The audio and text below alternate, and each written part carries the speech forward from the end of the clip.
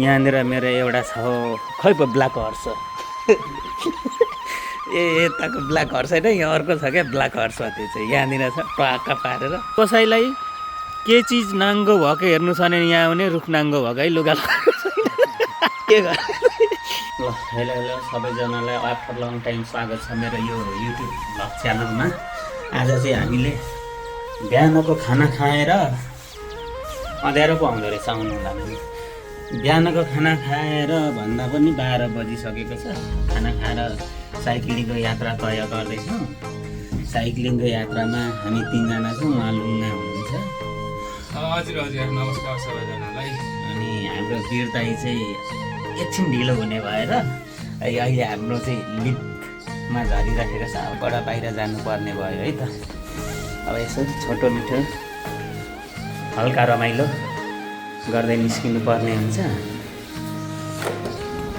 अब हामी बाहिर निस्क्यौँ। यहाँनिर मेरो एउटा छ खै पो ब्ल्याक हर्स यताको ब्ल्याक हर्स होइन, यहाँ अर्को छ क्या ब्ल्याक हर्स। त्यो चाहिँ यहाँनिर छ टक्क पारेर।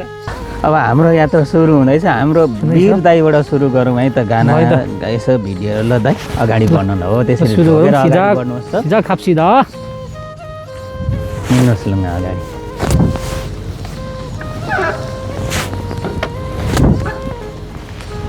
आँखैको निशानातिर कश्मीर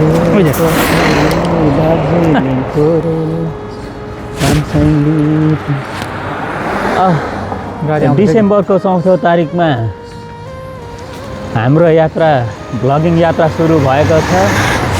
पछाडिबाट त गाडी आएको छैन नि ल बिस्तारी बिस्तारी जाउँदै यो हल्लिन्छ कि त्यही भएर ने अलगे सुम्निदा हाम्रो गाडी आउँदै रहेछ त। हाम्रो गाडी आउँदै रहेछ 321 जोडी सुगा जोडी ढुकुर। गाइजहरू हामी चाहिँ आज यो टक्क मर्निङ वक भन्दा नि यो चाहिँ के अरे आफ्टरनुन वक लाग्दैछौँ गाइजहरू। उहाँ माथि ग्राउन्डमा त नजानु होला होइन, तलै पहिला त्यो उता गएर नाचौँ हो दाइ। के छ त ग्राउन्डमा नि गइ जाउँ, के छैन।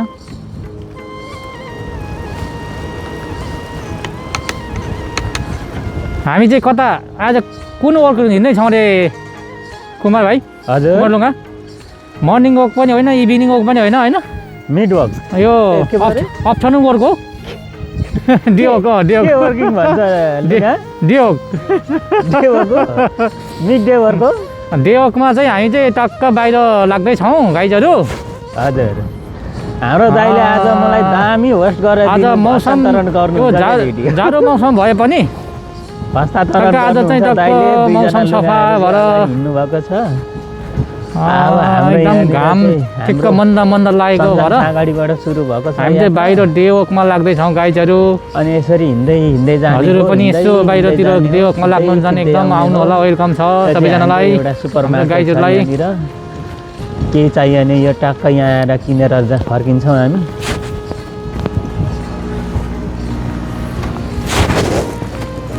आजको मौसमको कुरो गर्ने भने चाहिँ घाम लागेर यहाँ त्यता छिउँ, त्यहाँ दुलवर छिउँ भएको छ। केही दुलवर छिउँ। हजुर उतै दुलवर छिउँ होला कि हामी त उता जाने हो नि त होइन? कता यता आउने, उता जाने, उताबाट उता घुमेर आउने हो नि त हामी। यसो यसो होइन यताबाट घुमेर उता जाने हो नि त, जोगोपट्टि जाने होइन। यता यता उयो त्यो दुलवर छिउँ। लु हिँड्नु न त। अनि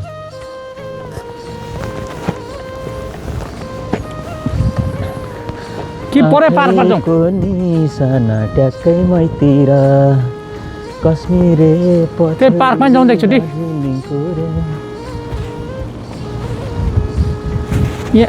यहाँबाट छिर्दै उयो पर पार्कैमा जाउँ।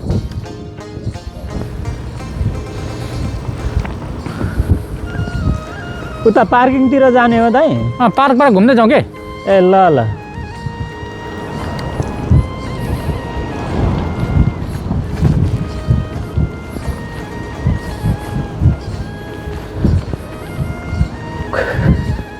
यो हाम्रो एरियाको सानो गाउँ हो।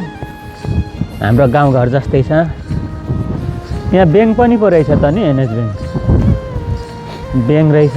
हामीलाई चाहिने चिजहरू नर्मली छ, चाहिने चिजहरू हामी चाहिँ अझ यो सानो हाम्रो गाउँ बस्तीबाट घुम्दै घुम्दै ताल यो पार्किङ हुँदै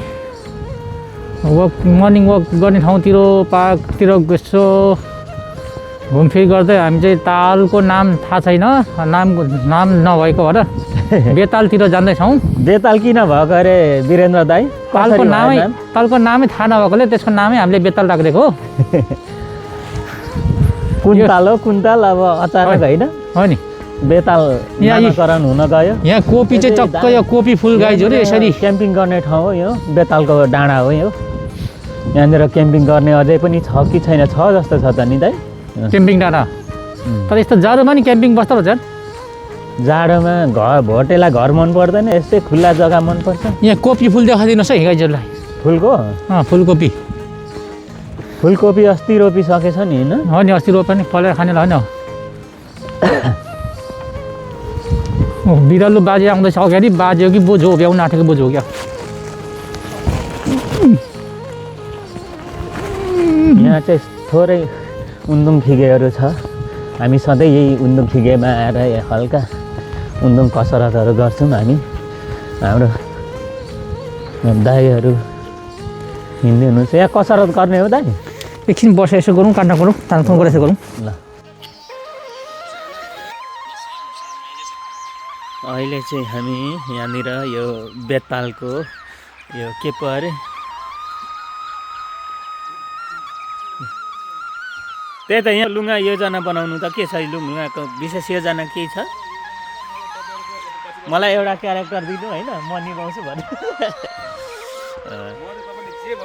हजुर त्यसमा रेडी हो।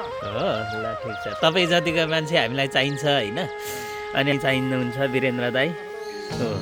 हाम्रो वीरेन्द्र दाईलाई त फेरि नाम लिनु हुँदैन नि त, एकदम फर्साइलो हो क्या मान्छे।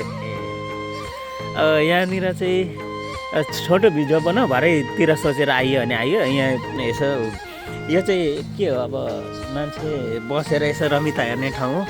सिँढी त यहाँ त ठुल्ठुलो पो रहेछ त। यहाँ त 15 फुटे मान्छेहरूलाई मात्रै ठिक हुने सिँढी रहेछ हौ यो त।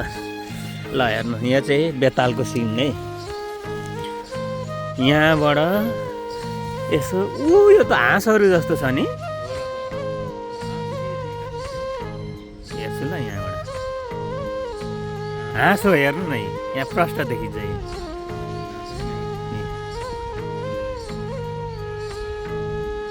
प्रष्ट देखिन्छ हाँसहरूको थुम्का थुम्की बनेको रहेछ है यो बेतालमा। पानीको दृश्यले सुन्दर मनमोहक देखिएको छ भने यो डिसेम्बरको सुक्खामा चाहिँ पानी नै हेरेर चित्त बुझाउनु पर्ने भएको छ क्या। यो वरिपरि यिनीहरू त होइन नि, साकुरा त होइन।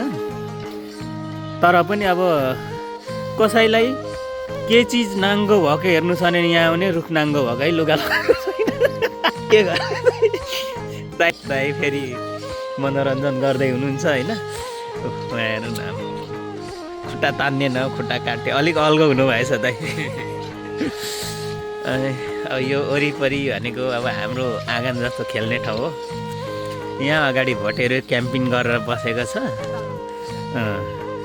क्याम्पिङ गरेर बसेको छ। यो चाहिँ भोटेहरूको क्याम्पिङ गरेको गाडीहरू। यहाँनिर चक्क समुद्रको किनारमा हामीले आएर रमाउने, अनि evening walk, morning walk, cycling गर्न सकिन्छ।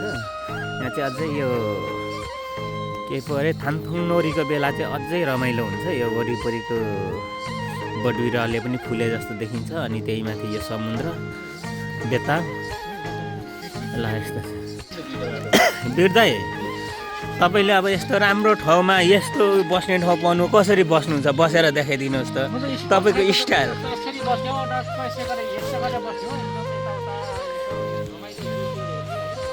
यो फर्स्ट एन्ड लास्ट स्टाइल हो यस्तो। ए ल ठिक छ। अब उहाँ हामी 3जनाको 3 स्टाइलले बस्न सकिन्छ, तर अहिले त्यति धेरै पनि नदेखाइहाल्नु होला कला होइन।